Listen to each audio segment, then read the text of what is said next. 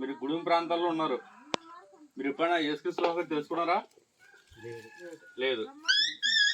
ఇప్పుడు పనస చెట్టు ఉంది కదా, పనస చెట్టు ఎలాగొస్తుంది చెప్పండి సార్ మీరు. ఈ ఎలాగొస్తుంది ఆ చెట్టు ఎలాగొస్తుంది? పనస చెట్టు ఎలాగొస్తుంది? విత్తనం వేస్తారు కదా, అదేమవుతుంది? విత్తనం అది విత్తనం ద్వారా మొక్క వస్తుంది. అంతకుముందు ఏమైంది? అది విత్తనం.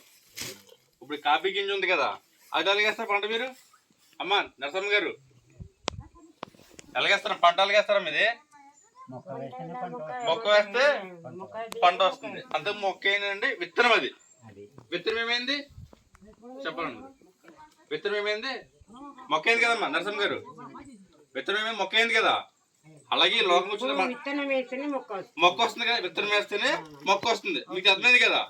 అలాగే మన జీవితంలో కూడా మనం ఏం చేయాలంటే, చనిపోయిన తర్వాత ఓ దిక్కి వెళ్తాం. తెలిసి ఎక్కడికి వెళ్తాం తెలుసా మీకు? తెలుసా మీకు? అది ఇప్పుడు మొక్క విత్తనం చచ్చిపోతే ఏమవుతుంది? మొక్క వస్తుంది. మీకు అర్థమైంది కదా నరసమ్మ గారు. చనిపోయిన తర్వాత కూడా ఇంకో లోకం ఉంది. ఆ లోకమే పరలోకం. ఈ లోకంలో మనం యేసుక్రీస్తు తెలుసుకుని ఆయన వద్దకు చేరి బాప్తిసం తీసుకుని ఆయన అంగీకరిస్తే ఏ లోకం వెళ్తాం? మనం పరలోకం వెళ్తాం. నరసమ్మ గారు, పరలోకం వెళ్తాం. అర్థమైందా? మనం ఇప్పుడు మీరు ఏమంది? మొక్క వేస్తే అది విత్తనం వేస్తే మొక్క వస్తుంది మీరే చెప్పారు కదా. అలాగే మనం కూడా ఈ లోకం చనిపోయిన తర్వాత ఏ లోకానికి వెళ్తాం? ఇంకో లోకం ఉంది. చనిపోతే ఇంకా మొత్తం రోజు చనిపోవాలి కదా. అప్పుడు ఎక్కడికి వెళ్తాం? పరలోకం పోవాలి కదమ్మా.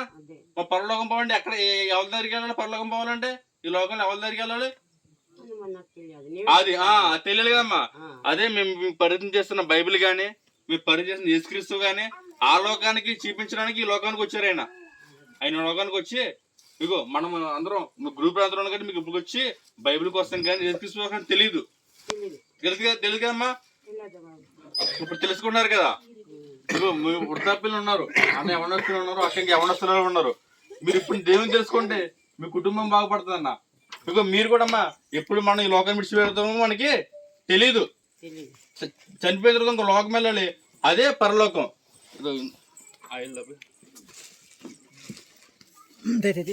ఇందులో ఏముంది అన్న? ఇందులో ఏముంది? ఇందులో ఆయిల్ ఉంది కదా. ఇప్పుడు ఈ బాటిల్ విలువ, ఆయిల్కి విలువ. ఇప్పుడు బాటిల్ నాకు కావాలా, ఆయిల్ కావాలా? ఆయిల్ కావాలి. ఆయిల్ లేకపోతే బాటిల్ పని ఉంది నాకు? పని లేదు కదా. అలాగే లోకానికి వచ్చింది మనం. మన జీవితంలో ఇంకో ఆత్మ ఉంది. మనకు ఇంకో ఆత్మ ఉంది. ఆత్మతోనే మన పని. ఈ లోకం విడిచిపెట్టేమనుకో ఈ శరీరం ఎక్కబడేస్తారు, అట్లా కట్టుకెళ్ళి కప్పెట్టేస్తారు, అట్లా కాల్ చేస్తారు. దాంతో మనకు ప్రయోజనం ఉందమ్మా నరసమ్మ గారు? లేదు కదా. ఈ బాటిల్ నూనెకి ఎలా విలువ ఉందో అలాగే మనకు కూడా మన ఆత్మకి విలువ ఉంది. ఆత్మ పరలోకం చేయాలంటే మనం ఏం చేయాలంటే యేసుక్రీస్తు వారిని అంగీకరించాలి.